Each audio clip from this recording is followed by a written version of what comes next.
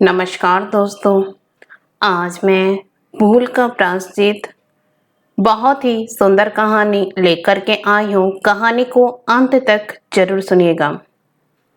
एक बार भगवान विष्णु जी शेषनाग पर बैठे थे और उन्होंने धरती पर घूमने का विचार मन में किया। वैसे भी कई साल बीत गए थे धरती पर आए और वह अपनी यात्रा की तैयारी में लग गए।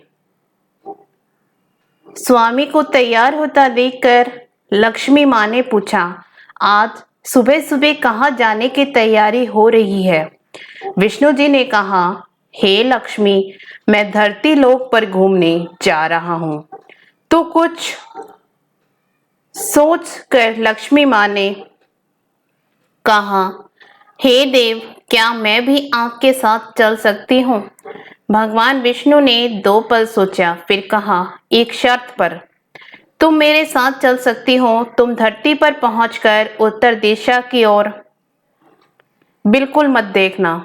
इसके साथ ही माता लक्ष्मी ने हाँ कह के अपनी मनवा ली और सुबह सुबह माँ लक्ष्मी और भगवान विष्णु धरती पर पहुंच गए। अभी सूर्यदेव निकल रहे थे। रात बरसात होकर हटी थी। चारों ओर हरियाली ही हरियाली थी। उस समय चारों ओर बहुत शांति थी और धरती बहुत ही सुंदर दिख रही थी। और माँ लक्ष्मी मंत्रमुग्ध होकर धरती को देख रही थी और भूल गई कि पति को क्या वचन देकर आई है।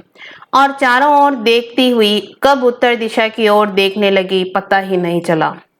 उत्तर दिशा में माँ लक्ष्मी को एक बहुत ही सुंदर बगीचा नजर आया और उस तरफ से भीनी भीनी खुशबू आ रही थी और बहुत ही सुंदर सुंदर फूल खिले थे।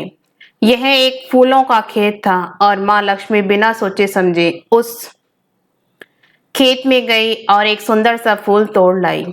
लेकिन यह क्या, जब माँ लक्ष्मी भगवान विष्णु के पास वापस आई तो भगवान विष्णु की आंखों में आंसू थे और भगवान विष्णु ने माँ लक्ष्मी को कहा कि कभी भी किसी से बिना पूछे उसका कुछ भी नहीं लेना चाहिए और साथ ही अपना वचन भी याद दिलाया।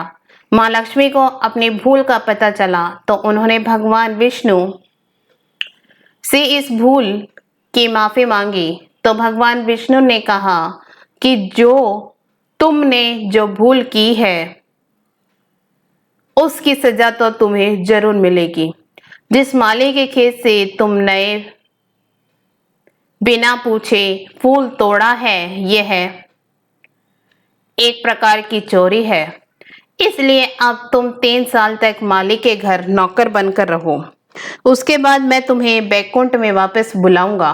माँ लक्ष्मी ने चुपचाप सर झुकाकर हाँ कर दी और माँ लक्ष्मी एक गरीब औरत का रूप धारण करके उस खेत के मालिक के घर गई।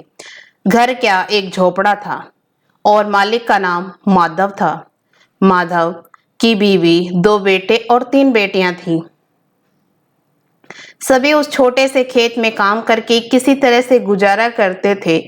माँ लक्ष्मी जब एक साधारण और गरीब औरत बनकर जब माधव के झोपड़े पर गई तो माधव ने पूछा, बहन, तुम कौन हो और इस समय तुम्हें क्या चाहिए? तब माँ लक्ष्मी ने कहा, मैं एक गरीब औरत हूँ। मेरी देखभाल करने वाला कोई नहीं। मैंने कई दिनों से खाना भी नहीं खाया। मुझे कोई भी काम दे दो, साथ में तुम्हारे घर का काम भी कर दिया करूंगी। बस मुझे अपने घर में एक कोने में आसरा दे दो। माधव बहुत ही अच्छे दिल का मालिक था। उसे दया आ गई, लेकिन उसने कहा, बहन, मैं तो बहुत ही गरीब हूँ। मेरी कमाई से मेरे घर का खर्च मुश्किल से चलता है। लेकिन अगर मेरी 3 की जगह 4 बेटियां होती तो भी मैं ने गुजारा करना था। अगर तुम मेरी बेटी बनकर जैसा रूखा सूखा हम खाते हैं उसमें खुश रह सकती हो तो बेटी अंदर आ जाओ।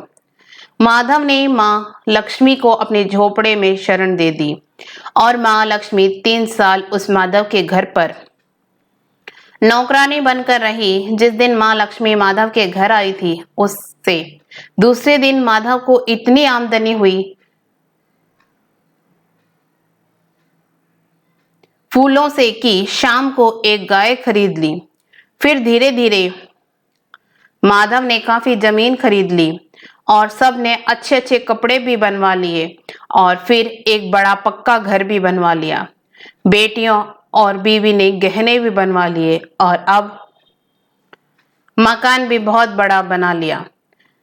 माधव हमेशा सोचता था कि मुझे यह सब इस महिला के आने के बाद मिला है। इस बेटी के रूप में मेरी किस्मत आ गई है मेरी। और अब 2-4 साल बीत गए हैं, लेकिन माँ लक्ष्मी अब भी घर में और खेत में काम करती थी। एक दिन माधव जब अपने खेतों से काम खत्म करके घर आया तो उस देवी ने अपने घर के सामने द्वार पर एक देवी स्वरूप गहनों से लदी एक औरत को देखा। ध्यान से देखकर पहचान गया, अरे यह तो मेरी मुंह बोली चौथी बेटी यानी वही औरत है। और पहचान गया कि यह तो माँ लक्ष्मी है। अब तक माधव का पूरा परिवार बाहर आ गया था और सब हैरान होकर माँ लक्ष्मी को देख रहे थे। माधव बोला, हे माँ, हमें माफ कर।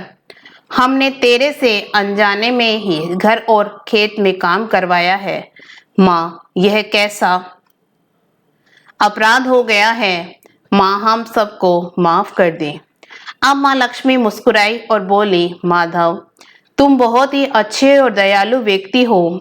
तुमने मुझे अपने बेटी की तरह रखा, अपने परिवार का सदस्य की तरह से। इसके बदले में तुम्हें वरदान देती हूँ कि तुम्हारे पास कभी भी खुशियों की और धन की कमी नहीं रहेगी। तुम्हें सारे सुख मिलेंगे जिसके तुम हकदार हो। और फिर माँ अपने स्वामी के द्वारा भेजे रथ में बैठकर बैकुंठ चली गई। इस कहानी में माँ लक्ष्मी का संदेश है कि जो लोग दयालु और साफ दिल के होते हैं, मैं वहीं निवास करती हूँ। हमें सभी मानवों की मदद करनी चाहिए और गरीब से गरीब को भी तुच्छ नहीं समझना चाहिए। आपको यह कहानी पसंद आई हो तो वीडियो को लाइक जरूर करिएगा। इसी तरह की सुंदर कहानियां सुनने के लिए हमारे चैनल को सब्सक्राइब भी जरूर करिएगा। धन्यवाद।